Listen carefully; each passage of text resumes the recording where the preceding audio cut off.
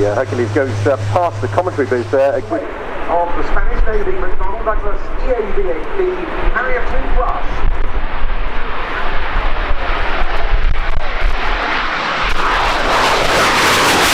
First.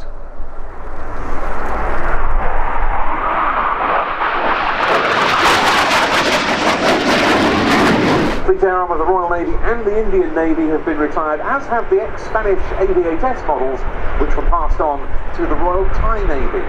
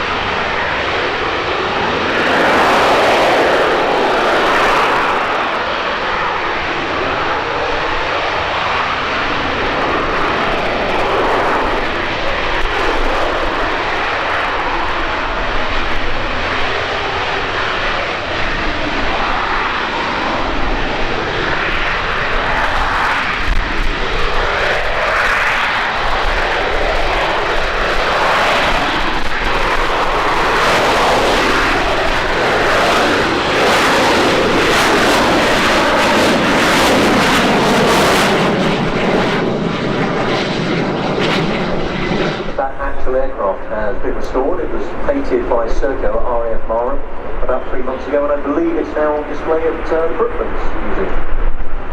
Yes, some wonderful commemorations of that event have been taking place this year, but into land now, having shown us a very potent demonstration of the STOL capability, and there's another.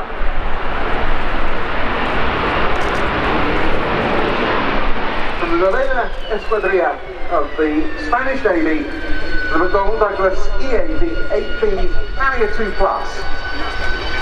The aircraft was almost completely engulfed in steam and moisture coming off the runway. That will make a superb photo. Certainly will. I believe the aircraft being flown today by Lieutenant Andreas Medina. And you can see they've painted the fins of their two Harriers that they've got here in special air tattoo colours to mark their debut at this event. I think also just a final thing here, that is for those that have missed the RAF and the Royal Navy Harrier. Ladies and gentlemen, while the Chinook's just making its way off, I will give you a safety announcement. We are anticipating some strong winds from the southwest. Please ensure you keep a tight hold of your belongings and secure any loose items. Particular cautions should be used when using items such as personal umbrellas. We strongly advise traders, aircraft crews and personnel on the showground with items which may be affected by wind, such as temporary flags and furniture items, by just going to the location and paying for a ticket on the door.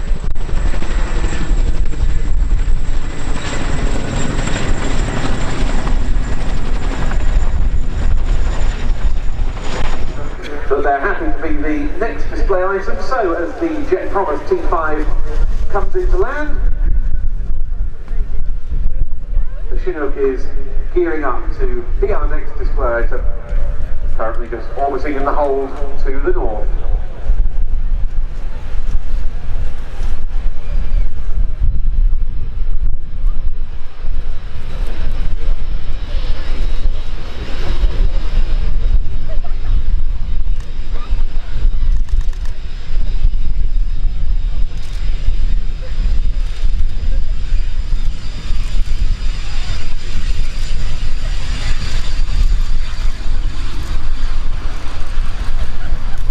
JT brings the aircraft down into low level and starts running to max cruise speed, shortly to pull up into his first nose over. Ladies and gentlemen, the Royal Air Force Chinook Display Team 2019. Give them a big wave.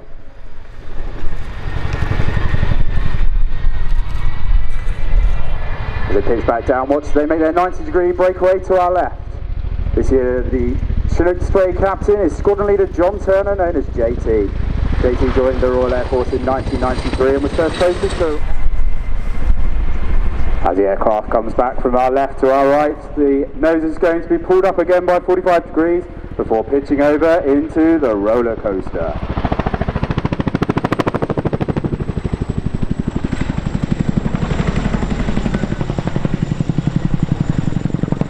The challenge for the crew here is to descend onto cloud centre before climbing again, while some days battling this 15-ton beast being buffeted by the wind. The Waka Waka sound is synonymous with Chinook.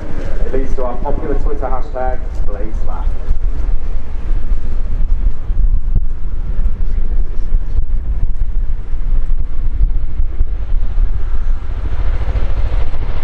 The Chinook is going to break away shortly to form a 60-degree offset wing over away from the European cloud centre. Right by the Royal Air Force, the Chinook is actually operating.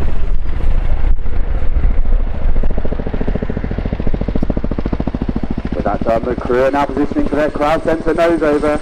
It's time to get your cameras ready if you want to capture at 35 degrees nose up.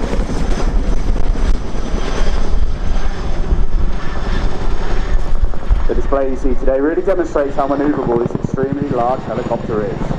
Most of the display is born out of tactical skills employed and perfected on operations around the world.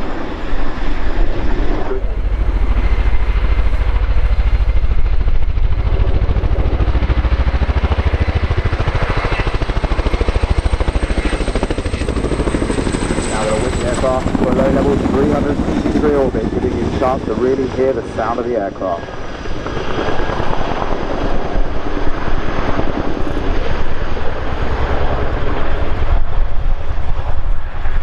Out the front to the topside view, you'll get a great angle of this awesome machine and its unique contra-rotating blade design. Next, as you see the aircraft run left, the nose will pitch up as JT decelerates the aircraft, looking to enter its nose down quick stop. This manoeuvre allows us to stop the aircraft in a tight area and reach the spotted blades on the battlefield.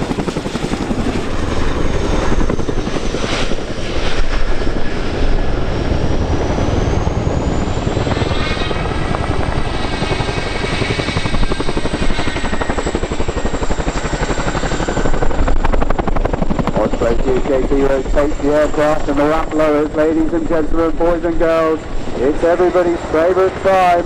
Give those orange hands a big wave. It's Begsy!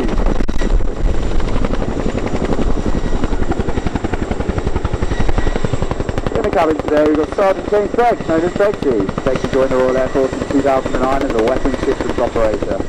On completion of his specialist training, he joined 18 Squadron. On operations to both Afghanistan and more recently to Mali, has around 1,100 hours on the job.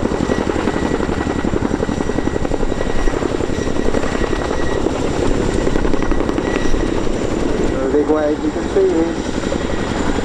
Please don't forget to post your photos of the display on our Facebook, Twitter or our Instagram feed.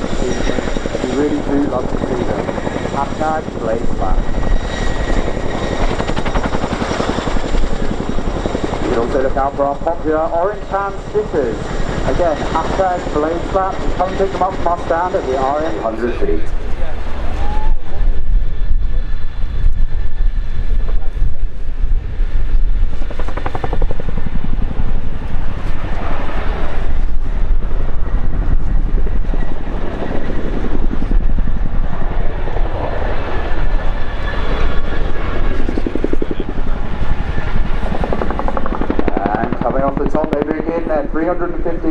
spiralling descent.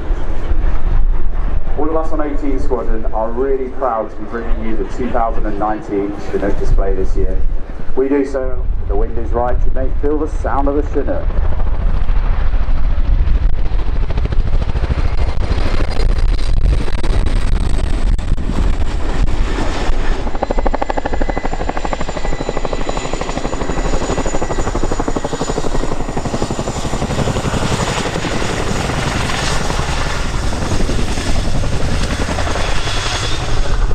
Attaches a unique skill and sees the pilot touch down rapidly, making control adjustments which hold the Chinook at up to 20-degree nose up.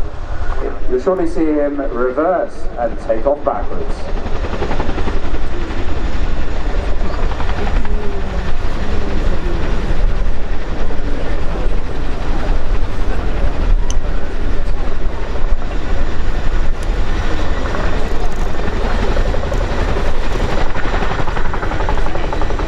At this point, I'd like to mention all of those at RAF Radium hosts 2,200 personnel of all trades, including air traffickers, engineers, armourers, logisticians, caterers and medical staff, among so many others. All of them are dedicated to supporting our global and our national commitments. With personnel and aircraft on permanent readiness, 365 days. Final time for you, and this is your chance to show them your appreciation for demonstrating this aircraft for you today.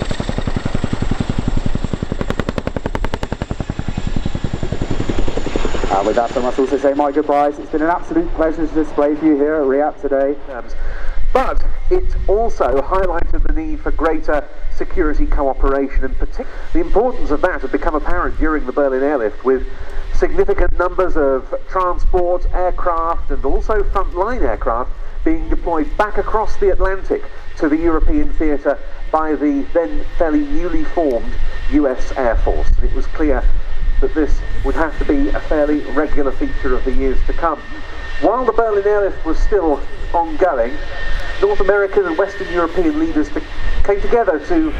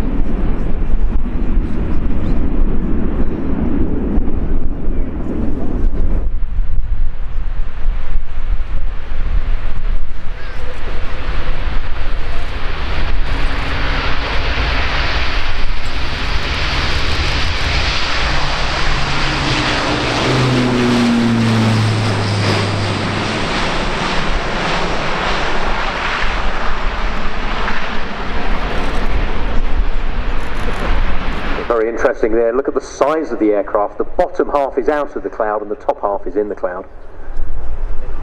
Of course, the building of this aeroplane, a multinational effort in itself. The major assemblies are flown to the Airbus final assembly plant in Seville aboard the very distinctive Airbus Beluga freighters. The British contribution to the production effort comprises the outer wing box and the flaps, which are built at Filton in Bristol. And 30% of the complete structure of the A400M, known as the Atlas in Royal Air Force service, is made up of composites, and that's more than any other comparably sized military aircraft.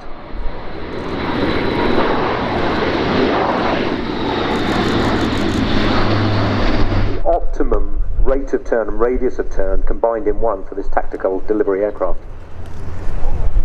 And a huge amount of condensation visible on the upper wing surfaces. Yeah, that close to the cloud base, that's where the air is at its most moist.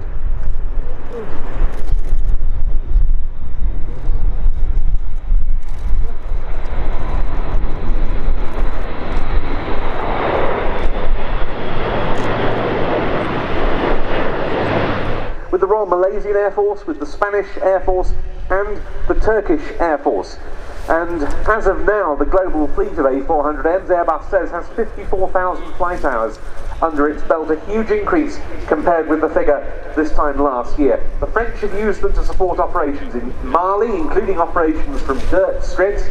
Turkey has used them in Afghanistan, and they've used it to carry Bell Huey helicopters and Black Hawk helicopters. Germany has used them on international aid missions to Senegal, and the Atlas made its operational debut in the humanitarian airlift role with the RAF in September 2017's Operation Rumen hurricane relief efforts in the Caribbean.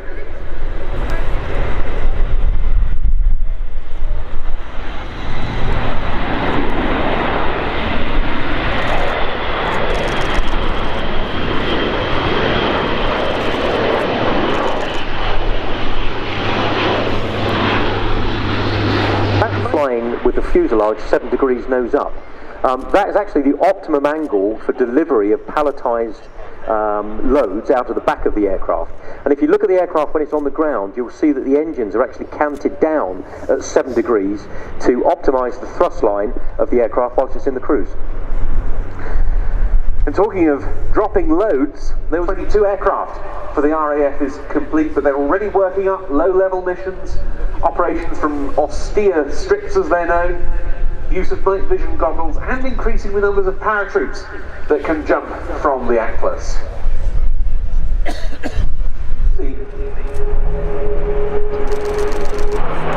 Of great importance in the tactical role.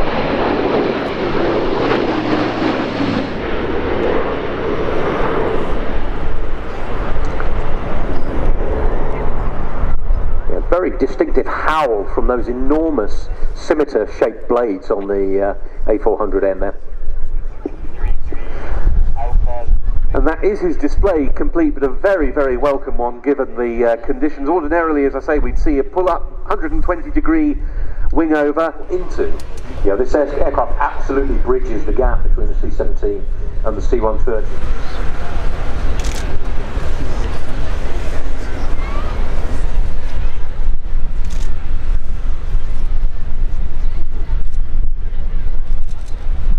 With the use of reverse pitch on the propellers, we should expect to see a very short tactical landing.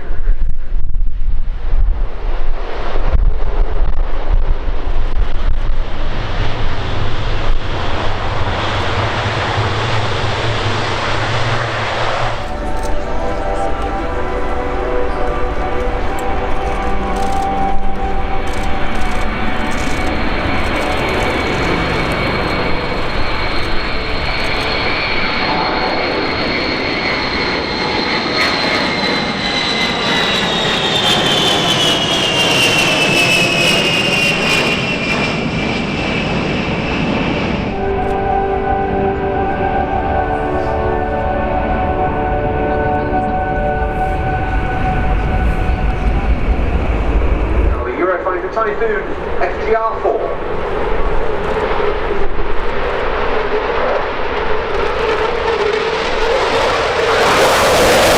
Jim Peterson then landing on with the Eurofighter Typhoon FGR-4. The RAF Typhoon force still expanding in terms of the numbers of operational squadrons. 29 one of 4 Typhoon squadrons stationed at Coningsby in Lincolnshire. It's the operational conversion. So to land their Major Gregorius Sinas and his multinational crew with the NATO Boeing E-3A Sentry. You get the back over there. Yeah.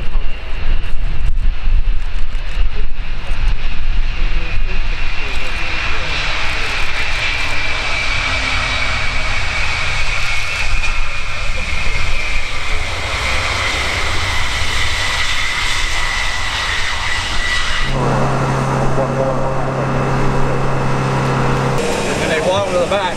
Once they leave the airplane, we have a static line and we have a D-bag, deployment bag for each jumper. Most things are deployed by yourself. The tanks or whatever else I got to haul on, I route my cable through here. When you take a a towing cable, you double its power when you run it through this. Each time you double it. I have 4 of these. So you can think of like 170. After 5 years, you can jump out. So there's so much force to pull the back back. If you start to use this, you pull it in. If the parachute is back, you get out of our airplane, you will use this. If it's conscious, you get this signal, we'll cut it. Yep. You don't have brake pressures on this thing? We do. It's over here. We got a pressure gauge. Oh yeah. I think 650 is our peak heat. Such a big plane, how big is this one? And I'm going to call him up right now. No, come on. And that box has all kinds of stuff in it. That's super cool, powerful stuff. yeah. Com is all your communication stuff. Mission is everything. If you just press the mission page, it's somewhere. I had, Yeah. well, I mean, they're both made by Boeing. But this is an interesting co-pilot. Okay, right. I'm relatively new. I've been flying about 1.5 years, and I've got almost 800 hours now. They've kept me busy, so it's been fun. Oh, that's a lot for a short period. I have just over 15,000. Awesome. That is. How long have you been flying then? I started in I started in 76, but I started airline flying in 78, and then I retired in 2005. Awesome. Congrats. And then that mostly almost entirely 8 years. Oh wow, that's a cool job, man. That's a nice. I'm the first. Right. The kind of game